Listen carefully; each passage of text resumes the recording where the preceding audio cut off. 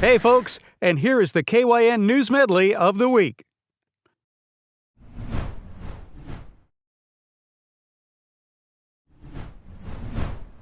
Residents in a luxury condo building are facing a real crappy situation. Building management at the Rio, a condo building in New York City where units sell for millions, is accusing an elderly resident of using the building's pool as a toilet, according to the New York Post. 83-year-old resident Helen Hirsch is accused of defecating in the fitness center's pool and then again in the fitness center shower, forcing the condominium to shut down the pool so that it could be properly sanitized, and to take the fitness center shower out of use so that it could be cleaned and disinfected. The Rio has filed a lawsuit seeking financial damages for Ms. Hirsch's breach of the bylaws that govern her use of the fitness center, as well as funds spent by the Rio to repair damage caused by the defendant and attorney's fees. In addition to pooping in public, court documents allege that Hirsch also screams and makes loud noises while using the gym and the pool, and failed on numerous occasions to wear proper attire in the gym or to shower before using the pool. As a result, the board banned Hirsch from using the amenities, but she allegedly finagled her way back in by deceitfully obtaining a code to access the fitness center from a real estate broker who had been touring possible buyers through the building, and has even forced her way into the fitness center when another resident was exiting through the fitness center door. Building resident of 3 years, 55-year-old Ian Montgomery tells the Post that he's relieved that management is taking a hard line against the messy circumstances which have become the talk of the town. "My wife and I have used the pool every day, and I think this is the first poop incident I've heard of," he said. When asked by the Daily Beast about her reputation for defecation, Hirsch claims that she's clean. "Do they have evidence? Ridiculous. I was a doctor before," she said before adding, "Maybe I'm getting old." Ms. Hirsch noted that she plans to countersue and believes building management is only on her case because she doesn't always tip building staff. She added, "I don't want to live here anymore."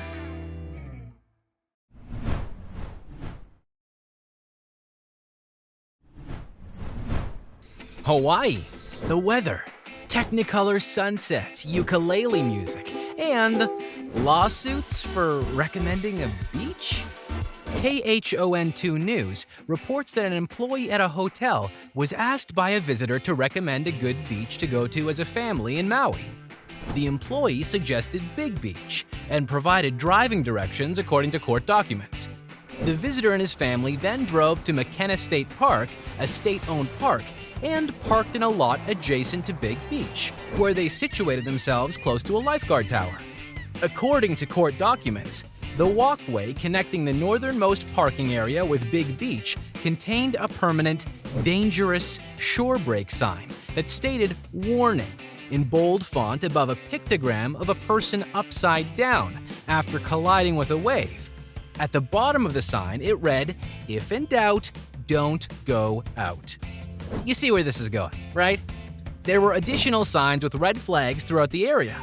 Lifeguards were also making warning announcements on the public address system during the day, court documents said.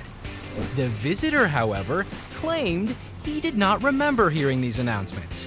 He also couldn't recall seeing the warning signs along the path, near the parking lot, or on the beach. Court documents said that the visitor waded into the water to join his family, who entered before him. As he began a half-walk, half-breaststroke towards the shore, a breaking wave struck him from behind, causing his head to strike the sandy bottom of the ocean. The visitor's neck hyperextended, resulting in permanent paralysis.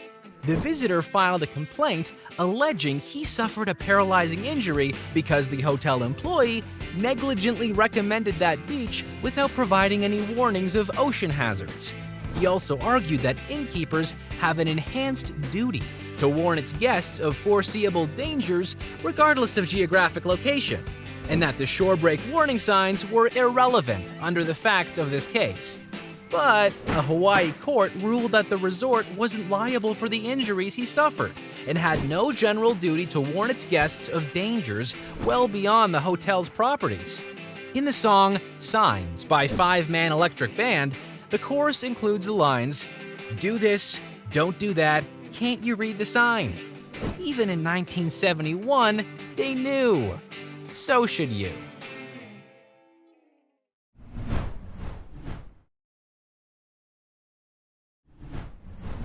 We've all experienced the tediousness that comes with waiting in line to buy tickets, the boredom, the inclement weather, the annoying person next to you who won't stop talking. Don't you wish you could pay someone to save your spot? Well, now there's a service available to ease you of these burdens. And if you happen to be in the market for a new job opportunity, this might be the career path for you. A man from New York named Robert Samuel started a company called Same Ol' Line Dudes, aka Sold, and he's now making a fortune. Quite simply, he and his staff stand in line for people. That's right, he is a professional line sitter in New York City. Depending on where you are in line, that placement can be the difference between sold and sold out, Samuel told the penny hoarder. The idea came to Samuel after he got fired from his customer service job at AT&T for, ironically enough, being late. While working there, he always noticed the frenzy that a new iPhone release would stir. So he put an ad on Craigslist in 2012, and someone asked him to wait in line to get him a shiny new iPhone. Although the customer ended up buying the phone online, he still paid Samuel $325 for the 15 hours he had waited in line. That day, Samuel's business was born. "I wanted to kind of become the person that you thought of whenever you thought about lines," says Samuel. According to Mix 97, Samuel realized there was a big market in New York back when Hamilton tickets were all the rage. He said it usually required camping out for 4 or 5 days to get tickets, so that's around $1,000 a day for his services. But for people with lots of money, it was a bargain. A sociology professor at Penn State says it's something that happens more and more as the wealth gap widens. When we see really extreme income inequality, this ability to outsource personal tasks becomes more possible. And Samuel isn't just a line sitter. He also inadvertently became a ticket broker. When Lin-Manuel Miranda said he was leaving the Hamilton cast, tickets for his last shows were going for as much as $15,000, but you could still get them at face value the morning of if you waited in line. So Samuel started charging $5,000 to get 2 tickets, a great profit for him given the face value he paid, but also a great deal for a buyer who otherwise would have paid much more than that on the open market. Today, his company offers line-sitting services for everything from COVID testing to pop-up stores to new phone releases to even the Hamilton cancellation line. So when the holidays approach and a new gaming console hits the market in limited supply, don't fret about standing in the cold for hours to try and snag one for little Jimmy or Susie. Just hire a professional line sitter and pay them to deal with the bullshit.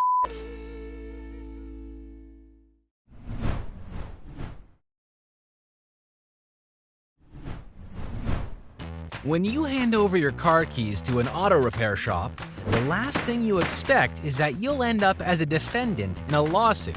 But the Kansas City Star reports that a mechanic was killed after being crushed by a Jeep Wrangler following an oil change. And now, the owner of the car is one of the people being held responsible. Sergio Enrique Diaz-Navarro took his Jeep Wrangler into a Michigan car dealership for an oil change.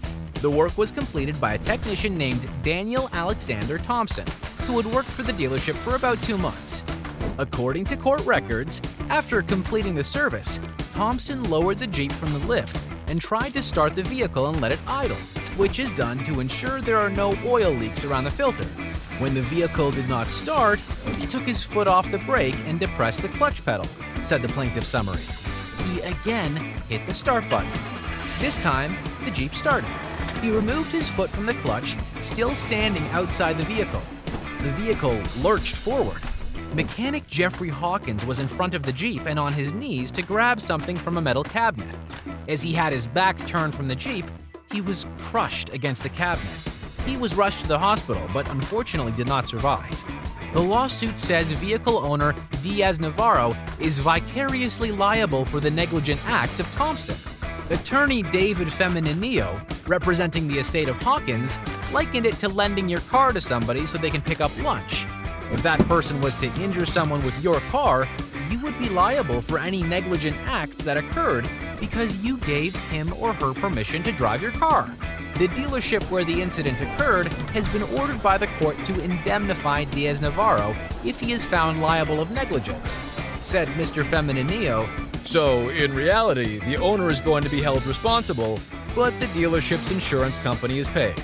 But the dealership, as well as Mr. Thompson, aren't so lucky. They will be held liable for any awarded damages and attorney fees in this case.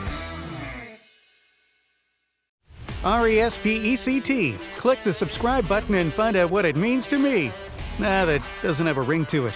But if you like videos about real news stories that are funny, stupid, or weird, subscribe now.